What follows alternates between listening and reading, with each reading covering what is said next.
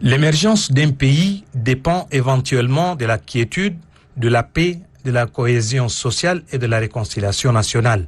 Les Tchadiens ont besoin de vivre ensemble en sécurité, dans la paix, la quiétude et la sérénité.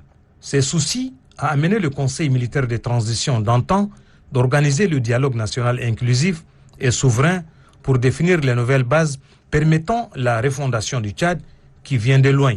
Fort heureusement, des actes assortis de ces assises renforceront la politique du gouvernement en matière de développement socio-économique du pays.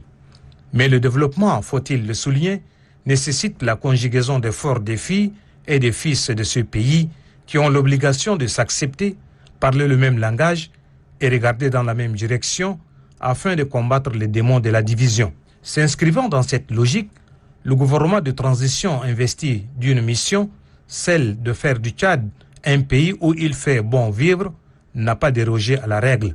Juste après les événements du 20 octobre dernier, des émissaires du gouvernement ont sillonné quelques provinces du pays pour apaiser les esprits des citoyens.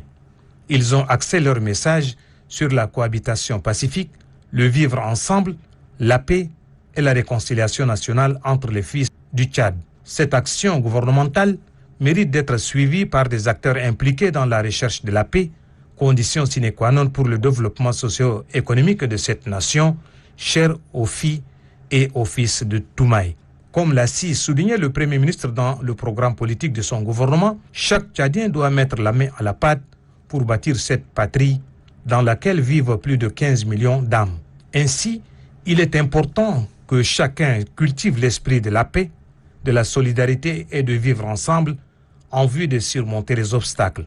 De même, le civisme, l'amour de la patrie et la fraternité doivent être les quotidiens des Tchadiens qui aspirent au bonheur.